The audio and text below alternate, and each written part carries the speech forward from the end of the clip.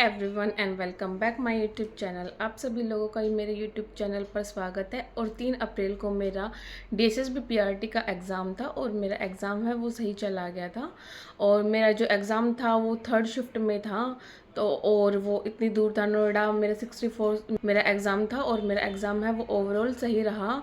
अब एग्ज़ाम इतनी दूर सेंटर डाला था, मगर क्या करें, एग्ज़ाम तो देना ही था। और एक अच्छा ये भी था कि मुझे जो एग्ज़ाम है इतना दिन मुझे पढ़ने के लिए मिल गए थे। और दूसरे नेगेटिव पॉइंट ये था, बस एक वो होप रहती है ना कि एक दिन और मिल जाए और एक दिन और मिल जाए। और जब एग्ज़ाम हुआ तो एक मन में सेटिस्फेक्शन भी था। और जो मेरा मैं सब टॉपिक वाइज बताती हूँ कि कैसा कैसा रहा। सबसे पहले जो रीजनिंग था, रीजनिंग के क्वेश्चन ईजी थे स्टार्टिंग में। पहला क्वेश्चन था वो ईजी था। दूसरा क्वेश्चन जो मैं करने लगी वो सिटिंग अरेंजमेंट का था, वो थोड़ा सा टफ था। तो उसको करने में मुझे थोड़ा सा टाइम लग गया था, 1-1.5 मिनट मुझे लग गया था। और फिर वो मेरा थोड़ा बन गया था। फिर उसके बाद धीरे धीरे मैं करने लगी थी। सिटिंग अरेंजमेंट के 3 से 4 क्वेश्चन थे।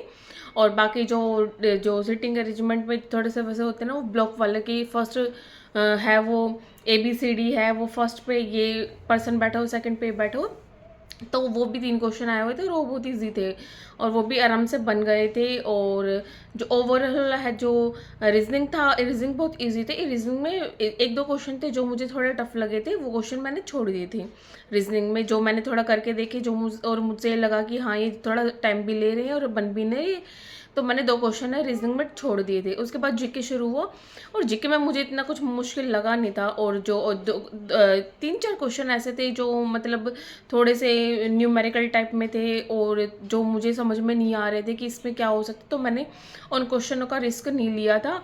और जो पॉलिटी रिलेटेड जो क्वेश्चन थे वो मुझे बहुत आते थे, क्योंकि पॉलिटी मेरा सही है, तो मुझे वो क्वेश्चन करने में प्रॉब्लम नहीं हुई थी। और 1-2 आर्टिकल रिलेटेड भी दे रखे थे, राइट टू एजुकेशन का दे रखा था, वो भी बहुत ईजी दे रखा था। तो जो जीके का पार्ट था वो ओवरऑल सही था, तो वो इतना ज़्यादा टफ नहीं था, तो वो मेरा ठीक रहा। तो उसके बाद शुरू होता मैथ। मैथ में मुझे सबसे ज़्यादा डर लग रहा था, क्योंकि मेरा मैथ इतना अच्छा है नहीं, मेरा एवरेज है। तो मैं सोच कर गई थी जो क्वेश्चन बनेंगे मैं करूँगी, अगर 1-2 क्वेश्चनों में रिस्क ले सकती हूँ तो ले लूँगी, अदरवाइज मैं छोड़ दूँगी। तो मैंने ऐसे ही किया था। 20 में से मैंने 12 क्वेश्चन ही मैथ के किए थे और 8 क्वेश्चन मैंने छोड़ दिए थे, क्योंकि नेगेटिव मार्किंग थी तो मेरे को ज़्यादा रिस्क भी नहीं लेना था। और 1-2 क्वेश्चन थे जिनको जो थोड़ा सा मेरे को फिगर आउट लग रहा था कि हाँ इसका ये आंसर हो सकता है, तो मैंने 1-2 क्वेश्चन का रिस्क लिया। और 10 आंसर ऐसे थे जो मेरे बन गए थे, तो मैंने इसमें मैथ में भी ज़्यादा टाइम नहीं लगाया था। फिगर आउट 20 क्वेश्चन में को करने में मैंने 15 मिनट से भी कम टाइम लिया था करने के लिए। थोड़ा सा मुझे जो कैलकुलेटिव वाला क्वेश्चन थे उनको करने में थोड़ा सा टाइम लग गया था। जो बन रहे थे सही थे, बाकी जो नहीं हो रहा था फिर मैंने वो छोड़ दिए थे। और उसके बाद जो इंग्लिश है, इंग्लिश भी इजी दे रखी थी। पैसेज था वो छोटा दे रखा था और मतलब देखते ही एक बार पढ़ने में ही पता चल रहा था। एक तो होता कि इसका जो पैसेज का थीम है वो क्या है, सेंटर आइडिया क्या है, वो बहुत ईजी सा पैसेज दे रखा था। और जो अपोजिट वर्ड दे रखे थे, और अपोजिट वर्ड भी ऐसे थे कि जिसको थोड़े बहुत भी पता होगा, अगर वो एलिमिनेशन मेथड से करेगा तो इजीली कर सकता है। तो मेरे ऐसे ही जो अपोजिट वर्ड है वो निकल गए थे। और सिनोनियम तो नहीं दे रखे, एंटोनियम दे रखे थे, 3 दे रखे थे, और वो भी मेरे इजीली थे, वो भी मेरे से इजीली बन गए थे। फिर उसके बाद है वो हिंदी था। हिंदी तो इतनी इजी थी ना, मतलब मुझे 5 मिनट भी नहीं लगे करने में। और जो पैसेज भी था वो भी बहुत इजी दे रखा था, बिल्कुल डायरेक्ट लाइन थी, छोटा सा पैसेज था। तो मतलब 5 मिनट से भी कम टाइमिंग के अंदर मेरा हिंदी था वो हो गया था। तो जब मेरा पार्ट A क्लियर हुआ ना, तो मुझे ऐसा लगा कि हाँ, जो मुझे प्रॉब्लम थी, जैसे मैथ रीजनिंग थोड़ा टाइम ले रहे थे और जो कैलकुलेटिव था वो मेरा पार्ट वो हो चुका है। पार्ट B के अंदर मुझे इतनी टेंशन नहीं थी, क्योंकि वो मेरा कंफर्ट है जिसके अंदर मैं अपने आराम से कर सकती हूँ।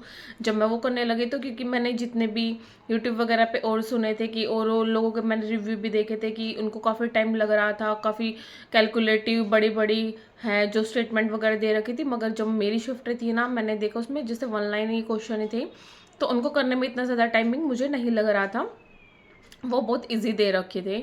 और सारे ऐसे जैसे सीटेट का पेपर होता है ना, बिल्कुल सेम डिटो वैसे दे रखा था। पार्ट A मेरे जब हो गया था तो मैं 50% से भी ज़्यादा ही मान लो, उससे काफ़ी रिलैक्स हो गई थी।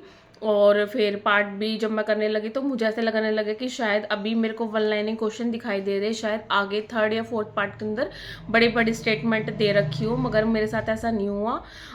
जो उसका जो पार्ट बी का जो फर्स्ट पार्ट था वो मेरे जल्दी हो गया था, 10 मिनट के अंदर अंदर मैंने कर लिया था।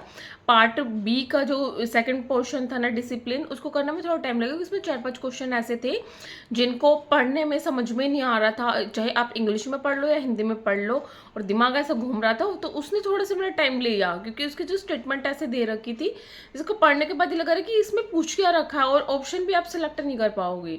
ऐसे 3-4 क्वेश्चन मुझे ऐसे लगे जो ऐसे दे भी रखे थे। तो वो थोड़ा सा मेरा डिसिप्लिन सेकंड था, वो थोड़ा टाइम ले गया था। और डिसिप्लिन थर्ड था, डिसिप्लिन थर्ड भी मेरा सही चला गया था, वो काफ़ी इजी था। डिसिप्लिन फोर्थ था, डिसिप्लिन फोर्थ में भी 2-3 क्वेश्चन ऐसे थे जो थोड़े कैलकुलेटिव थे, ना वो इंग्लिश में समझ में आ रहे थे ना वो हिंदी में समझ रही थी कि क्वेश्चन पूछना क्या चाह रहा है। तो इसीलिए वो, और थे वन लाइनिंग ही, जो थोड़ा सीटेड पैटर्न था वैसा ही था।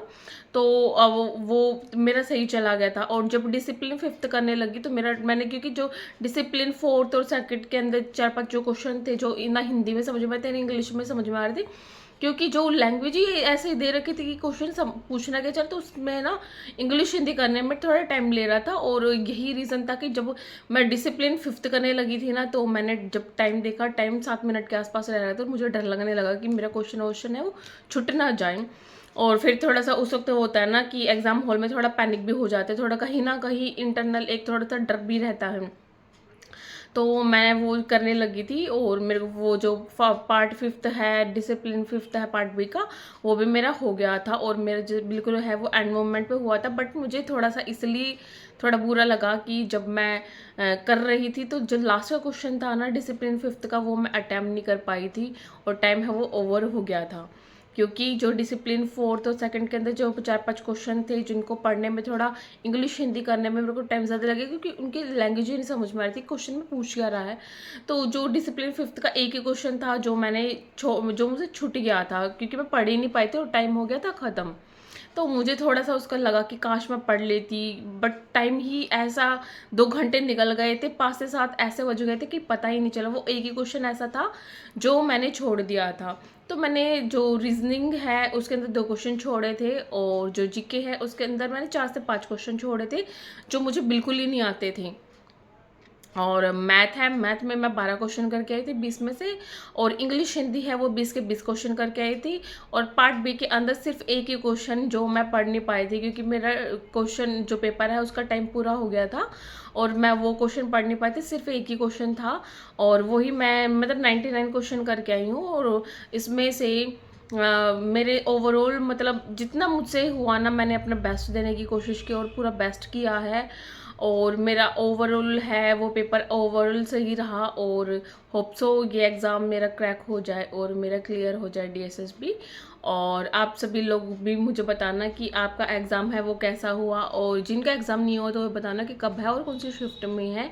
अगर आप लोग की कोई क्वेरी है तो आप मुझसे पूछ सकते हैं। वीडियो देखने के लिए thank you so much and bye bye.